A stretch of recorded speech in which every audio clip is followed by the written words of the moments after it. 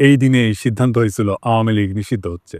ওই একই দিনে প্রায় একই সময়ে মার্কিন যুক্তরাষ্ট্রের ভার্জিনিয়া রাজ্যের ২,৬৭৫ প্রসপারিটি এভিনিউতে অবস্থিত ইউএস সিটিজেনশিপের ইমিগ্রেশন সার্ভিস বা ইউএসসিআইএস এর অফিস স্থানীয় সময় সকাল ৮টা ৪৫ ঘটছে আর এক ঘটনা। মার্কিন নাগরিকত্বের আবেদন করে চূড়ান্ত শপথ নিতে আসা ৩০ থেকে ৩৫ জন বিভিন্ন দেশের নাগরিক হাজির আছেন। ইমিগ্রেশন কর্মকর্তারা দেশভেদে যারা উপস্থিত তাদের নাম ডাকছিলেন। প্রথমে কয়েকটি দেশের নাম ডাকার পর ওই দেশগুলার আমেরিকান নাগরিকত্ব পাওয়া ব্যক্তিরা দাঁড়ায় তাদের উপস্থিতি নির্দেশ করেন।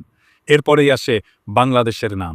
বাংলাদেশের নাম ঘোষণার পরে ৩ জন নাগরিক দাঁড়ায় তাদের উপস্থিতি নিশ্চিত করেন। এই ৩ জনের মধ্যে ২ জন সাধারণ বাংলাদেশি নাগরিক হইলেও একজন অত্যন্ত আশ্চর্যজনকভাবে দক্ষিণ এশিয়ার একটা দেশে জয় বাংলা হয়ে যাওয়া এক মাফিয়া ডাইনির সন্তান।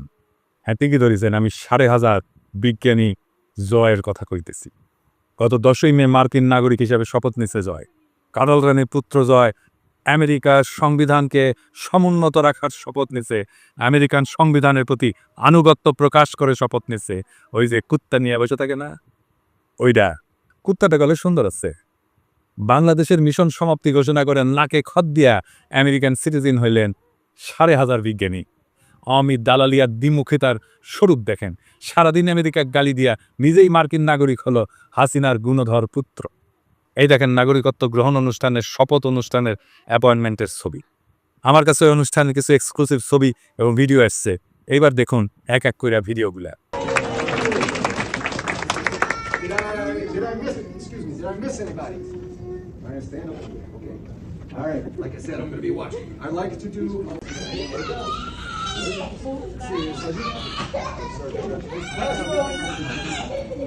ছবিগুলো দেখান এডিটর সাহেব একটু। পাসপোর্ট পেয়েও খুব বিষণ্ণ আইটি ইঞ্জিনিয়ার ৫,৫০০ জয়।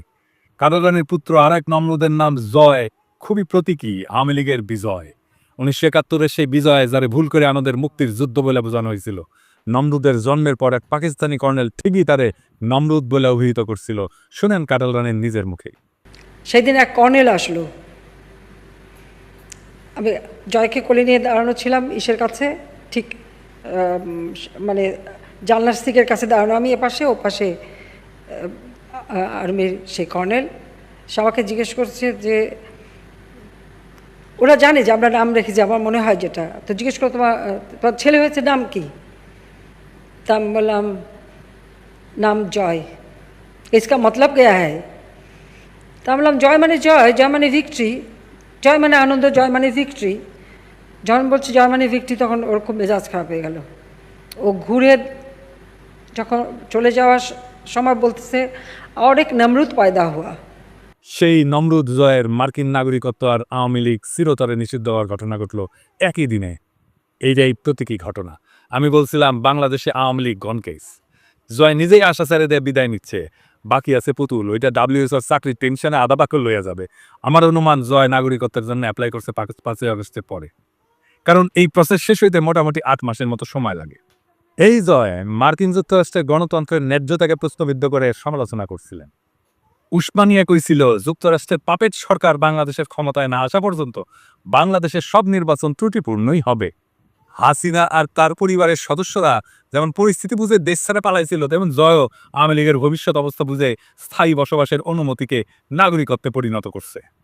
মানব জমিনে গত ডিসেম্বরে নিউজ করেছিল শেখ হাসিনা জয়ের বিরুদ্ধে বাংলাদেশ থেকে $৩০০ মিলিয়ন যুক্তরাষ্ট্রে পাচারের প্রমাণ পাইছে এফবিআই। তারপরে নাগরিকত্ব পাইল। ইন্টারেস্টিং ব্যাপার বটে। এখন আমরা দেখবার চাই আমেরিকা কি করে তার নতুন নাগরিককে নিয়ে। নাকি $৩০০ মিলিয়ন লোভ ছাড়তে পারে না আমেরিকা। আওয়ামী লীগ যে ফিরে আসবে এই আশা জয় নিজেই ছেড়ে গেছে। আমেরিকা জয়ের নাগরিকত্ব গ্রহণ শুধু ব্যক্তিগত ঘটনা না, এটা একটা প্রতীকী রাজনৈতিক মৃত্যু। আওয়ামী লীগের ভবিষ্যতের প্রতি তার নিজের অনাস্থার ঘোষণা।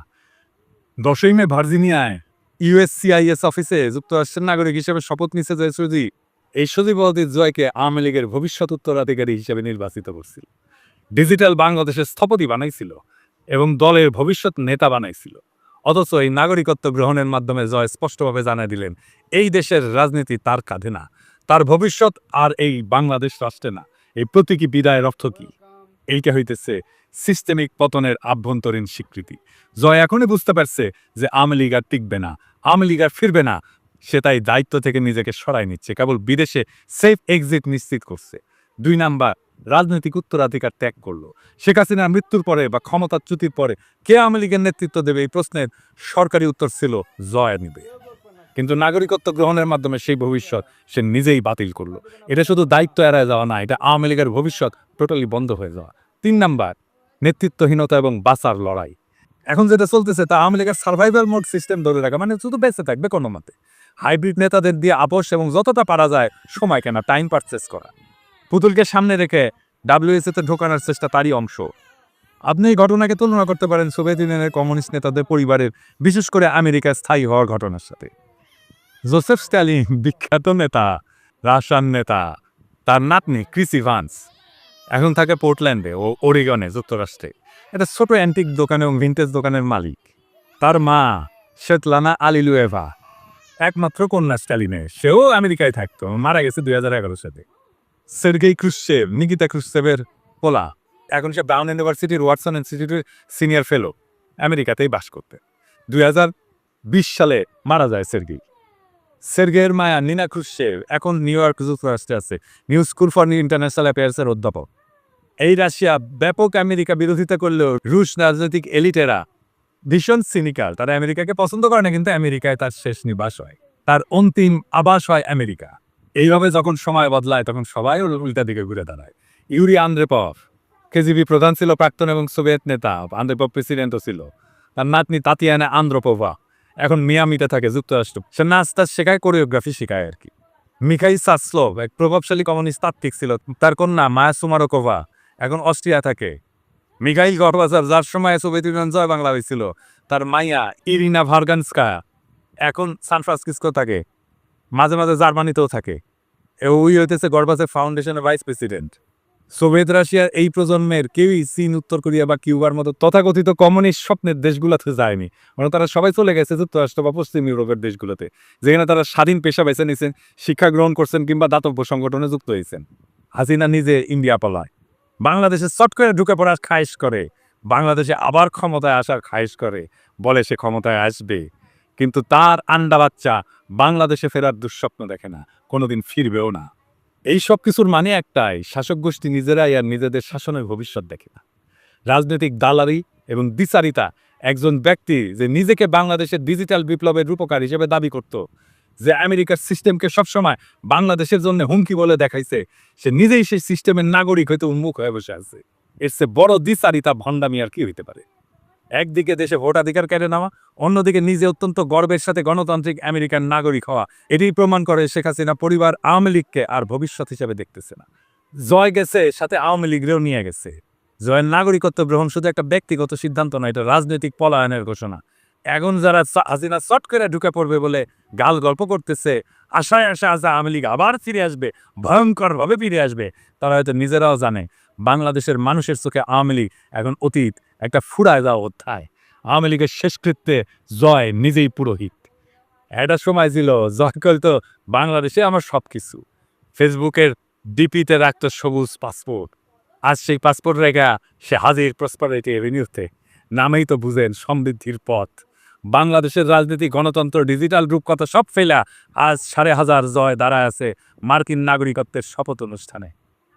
আওয়াজ তুলতেছেন, আমি কসম করে বলতেছি, আমি গণতন্ত্রে বিশ্বাস করি শুধু নিজের জন্যে। 1971 সালে জয় শব্দটা দিয়া আওয়ামী লীগের অনাগত বিজয়ের স্বপ্ন দেখছিল হাসিনা। যেই হাসিনা বলতো আমার বাবা দেশ স্বাধীন করে দিয়ে গেছে, সেই হাসিনার বাপের নাতি তার নানার স্বাধীন করে যাওয়া দেশ ত্যাগ করে যখন জমিদারি চলে যায়। বাংলাদেশের রাষ্ট্র ক্ষমতা ছাড়া তার আর কিছুই মজা লাগে না। সবুজ পাসপোর্ট, দেশপ্রেম, এ সমস্তই শুধু কথার কথা। আর সেই জয় শপিং মলের পাশে ইউএসসিআইএস অফিসে দাঁড়ায় পাসপোর্ট নিতে, ঘেমে নেয় একাকার। আর হাসিনার পরিবারের বাকিরা পুতুল রাতে ঘুমাতে যাওয়ার আগে গুগল করে how to apply for Canadian express entry with Bangladeshi criminal history. জয়ের মার্কিন নাগরিকত্বের এই ঘোষণা আসলে আওয়ামী লীগের ডেথ সার্টিফিকেট। এইটা দেখে সোভিয়েত প্রেতাত্মারা হেসে কোট পকেট থেকে গুগল ম্যাপ বের করে বলতেছে, তোমরা আমাদের পথ অনুসরণ করতেছ, লাইনে আসেন লাইনে। স্ট্যালিনের নাতনি এখন অ্যান্টিক দোকান চালায়, কুশ্চেভের নাতির পোলা এখন নিউ ইয়র্কে ক্লাস নেয়, আর জয় সে এখন ফ্রিল্যান্স ডেমোক্র্যাট, আর হাসিনা মোদির কোলে কি নিদারুণ পরিণতি বাংলাদেশের সবচেয়ে ক্ষমতাবান পরিবারের। হাসিনার নাতনিকেও একদিন এক অন্ধকার গলিতে ঝালমুড়ি বেচতে হবে। লুটের টাকা বেশি দিন থাকে না। হাসিনা তারেক রহমানকে উদ্দেশ্য করে বলছিল, সাহস থাকলে বাংলাদেশে ফিরে আয়, আমরা একটু দেখি। শুনেন। তারেক জিয়া 2007 সালে মুচলেখা দিয়েছিল জীবনে আর রাজনীতি করবে না। লন্ডন যে বসে আছে, এত টাকা কোথা থেকে পায়? জনগণের টাকা আত্মসাৎ করেছে, গ্রেনেড হামলা করে আইবি রহমান সহ নেতাকর্মীকে হত্যা করেছে, অস্ত্র চোরা কারবারির সাথে জড়িত, মানি লন্ডারিংয়ের সাথে জড়িত। আমেরিকা থেকে FBI লোক এসে সাক্ষী দিয়েছে তারেক জিয়ার বিরুদ্ধে, সাক্ষী দিয়েছে খালেদা জিয়ার দুর্নীতির বিরুদ্ধে। পালিয়ে থাকে লন্ডনে, আর এখান থেকে আগুন জ্বালাতে বলে। আরে বেটা, তোর যদি সাহস থাকে তো বাংলাদেশে ফিরায়, আমরা একটু দেখি। তো মাতারি হাসিনা, তোর সাহস থাকলে বাংলাদেশে ফিরে আয়।